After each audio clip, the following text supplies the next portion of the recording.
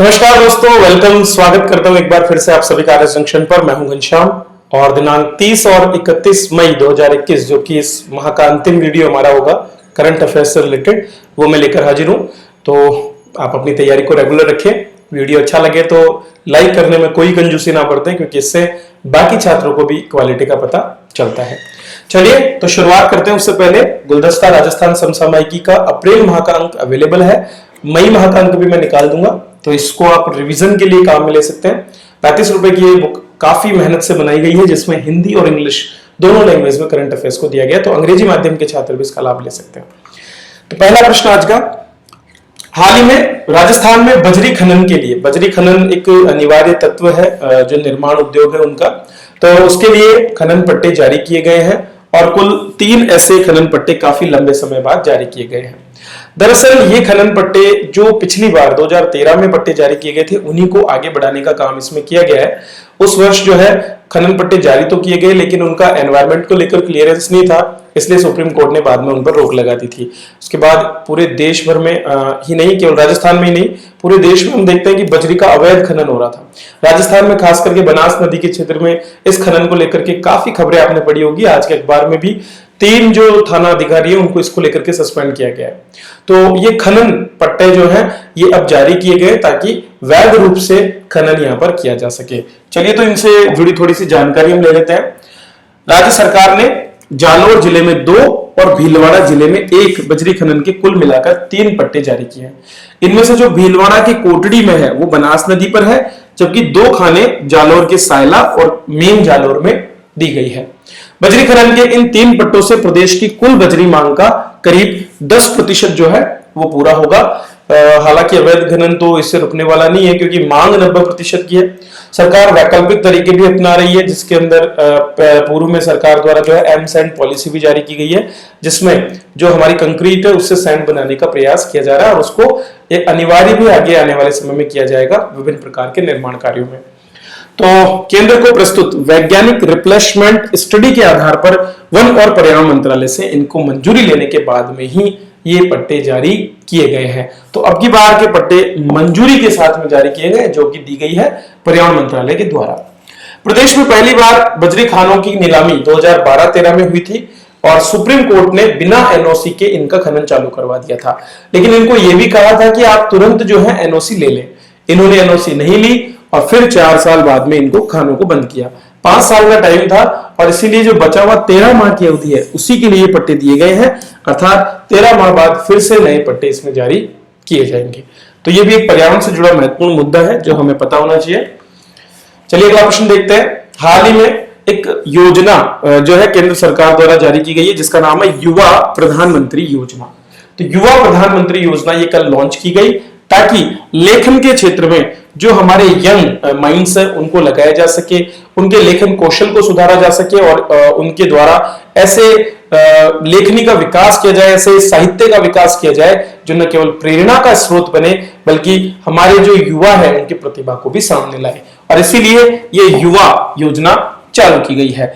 इस योजना का पूरा नाम है young upcoming and versatile authors. क्या नाम है? Young upcoming and versatile authors. तो शिक्षा मंत्रालय के हायर एजुकेशन डिपार्टमेंट जो है उसके द्वारा इसे लॉन्च किया गया है। इसमें 30 वर्ष से कम आयु के, अर्थात आज की तारीख में 1991 से बाद में जो पैदा हुए हैं वे सभी जो लेखक है वे इसमें भाग ले पाएंगे। तो युवा और नवोदित, नवोदित मतलब नव उदित, जो नए नए सामने आ रहे हैं ऐसे लेखकों को प्रशिक्षित करने के लिए लेखक परामर्श कार्यक्रम, मतलब जो पूर्व के बेहतरीन लेखक हैं उनको उनका परामर्श इनको प्राप्त होगा ताकि ये आगे बढ़ सके। तो पढ़ने लिखने और पुस्तक संस्कृति को बढ़ावा देने के लिए यह कार्य किया जा रहा है और यह काम भारत @75 परियोजना, तो आजादी के 75 वर्ष पूरे होने की जो वर्षगांठ हम मनाएंगे अगले साल, उसके ही एक महोत्सव के रूप में है, जिसका नाम है आजादी का अमृत महोत्सव। इसी के अधीन ये कार्य किया जा रहा है। तो अगले वर्ष जो युवा दिवस हमारा मनाया जाएगा, जो कि हर वर्ष मनाया जाता है 12 जनवरी को, जब हम स्वामी विवेकानंद को जो याद करते हैं, ठीक है, तो उसी दौरान हमारे बहुत से विस्मृत नायक, स्वतंत्रता सेनानी, अज्ञात और भूले हुए स्थान और राष्ट्रीय आंदोलन में उनकी भूमिका और अन्य विषय वस्तुओं पर लेखकों को जोड़ने का प्रयास इसमें किया जाएगा। इस प्रकार यह योजना लेखकों की एक धारा विकसित करने में सहायता करेगी। ऐसे लेखक जो देश की संस्कृति को, देश की विरासत को, देश की ज्ञान प्रणाली को बढ़ावा देने में काफी बड़ा योगदान करेंगे। तो उन्हीं सबको लेकर के और ये कार्य किया जाएगा। दोस्तों, अखिल भारतीय प्रतियोगिता होगी और इसके जरिए कुल 75 लेखकों का चयन किया जाएगा। इनकी प्रकाशित पुस्तकों का विमोचन 12 जनवरी 2022 को किया जाएगा। संरक्षण योजना के तहत 6 महीने की अवधि के लिए प्रत्येक लेखक को 50,000 रुपए प्रतिमाह की समेकित एक कंसोलिडेटेड छात्रवृत्ति भी यहां पर दी जाएगी। तो ये एक महत्वपूर्ण कार्य सरकार द्वारा लेखन क्षेत्र में युवाओं को आगे बढ़ाने के लिए। चलिए अगला प्रश्न देखते हैं।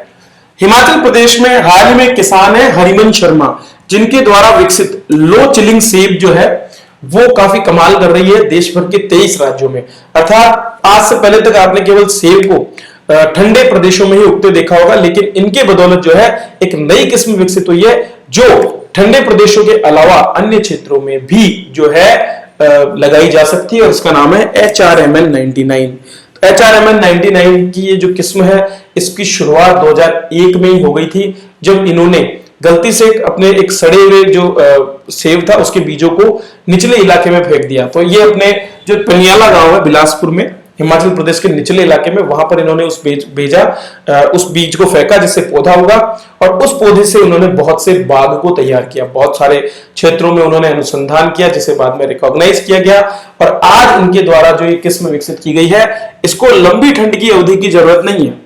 इस किस्म का प्रसार भारत के मैदानी भागों में, उष्णकटिबंधीय और उपोष्ण इलाकों में भी हो गया। यहां तक कि राजस्थान में भी इस किस्म के पौधे लगाए जा चुके हैं। इन्होंने 2007 से 2012 तक काफी प्रयास किया कि लोगों को समझाएं कि भैया सेब जो है लो चिलिंग के लिए जरूरी नहीं है, हम और एरियाज में भी जो है इस सेब को उगा सकते हैं। और इन्हीं की बदौलत आज देश भर में सेब के उत्पादन का एक मौका उन क्षेत्रों को भी मिला है जहां पर कभी सेब नहीं उगाए जाते थे। चलिए अगला प्रश्न देखते हैं। दोस्तों, लॉकडाउन की वजह से छात्र छात्राएं जो है विद्यालय नहीं जा पा रहे हैं, और इसी वजह से जो है केंद्र सरकार ने जो मिड डे मील योजना है उसका प्रत्यक्ष लाभ हस्तांतरण के माध्यम से वितरण करने की बात कही है। अर्थात मिड डे मील जिसमें कक्षा 1 से लेकर कक्षा 8 तक के बच्चों को निःशुल्क मध्याह्न भोजन उपलब्ध कराया जाता था, जो न केवल शिक्षा के प्रति बच्चों को आकर्षित करता था बल्कि इसके साथ साथ पोषण बढ़ाने का दोहरा लाभ इसमें मिलता था।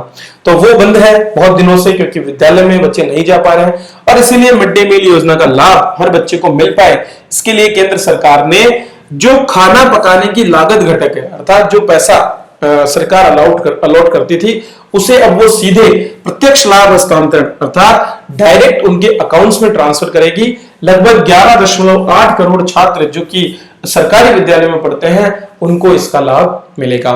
यह भारत सरकार की प्रधानमंत्री गरीब कल्याण अन्न योजना के अंतर्गत दिए जाने वाले 5 किलोग्राम अनाज के अतिरिक्त है।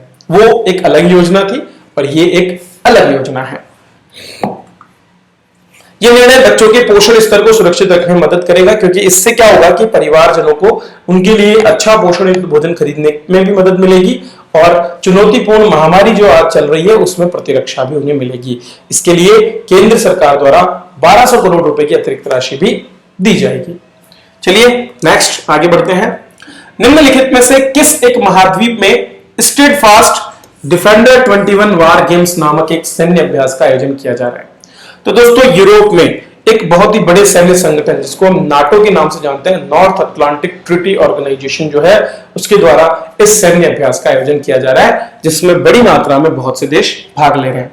ये जो अभ्यास है ये आपके अटलांटिक महासागरीय क्षेत्र में, यूरोप में और काला सागर क्षेत्र में आयोजित हो रहा है। इसमें नाटो के सैनिक, युद्धपोत और बहुत से विमान एक साथ मिलकर के भाग लेंगे, और यह युद्धाभ्यास यूक्रेन के साथ सीमा क्षेत्र में हजारों सैनिकों को भेजने के रूस के फैसले के बाद शुरू किया गया। तो रूस द्वारा हाल ही में यूक्रेन में जो सेना भेजी गई उसे देखते हुए नाटो ने यह युद्धाभ्यास करने का प्रयास किया है। दरअसल नाटो एक संगठन है जिसकी स्थापना 1949 में 4 अप्रैल 1949 को की गई थी, और संयुक्त राज्य अमेरिका, कनाडा और कई पश्चिमी यूरोपीय जो देश हैं उन्होंने मिलकर के सोवियत संघ के विरुद्ध इसे बनाया था। इसे वॉशिंगटन संधि के अधीन जो है स्थापित किया गया था। ब्रुसेल्स बेल्जियम में इसका जो है मुख्यालय है, और ये कहा जाता है कि अगर नाटो के किसी भी देश पर हमला हो तो वो इस पूरे संगठन पर हमला हो, और ये सारे देश मिलकर के और संबंधित जो भी हमला है उसको रोकने का प्रयास करते हैं। तो ये एक महत्वपूर्ण अभ्यास जो कि आयोजित हो रहा है यूरोप में। तो अंतरराष्ट्रीय स्तर का एक महत्वपूर्ण प्रश्न है जिसका आपको ध्यान होना चाहिए। चलिए नेक्स्ट प्रश्न देखते हैं। हाल ही में निम्नलिखित में से किस अपतटीय गश्ती पोत को भारतीय तटरक्षक बल में शामिल किया गया? इंडियन कोस्ट गार्ड, जिसका काम देश की समुद्री सीमाओं की रक्षा करनी है, प्राथमिक प्रहरी के रूप में होता है ये। तो सामान्य स्थितियों में इसी के द्वारा विभिन्न प्रकार की गतिविधियों पर ध्यान रखा जाता है और समुद्र में होने वाली किसी भी दुर्घटना या जान माल की हानि को भी रोकने का प्रयास किया जाता है। आपदा प्रबंधन का भी ये काम वहां पर करता है। जब कभी बड़े स्तर पर कोई युद्ध छिड़ता है तब जाकर के नौसेना की भूमिका सामने आती है, लेकिन प्रारंभिक रूप से त्वरित कार्रवाई करने का काम इस तटबल का होता है, जिसमें ओपीवी सजग जो है उसको हाल ही में शामिल किया गया है। तो ऑफशोर पेट्रोलिंग व्हीकल है ये सजग, जिसे अब इसमें सम्मिलित किया गया है।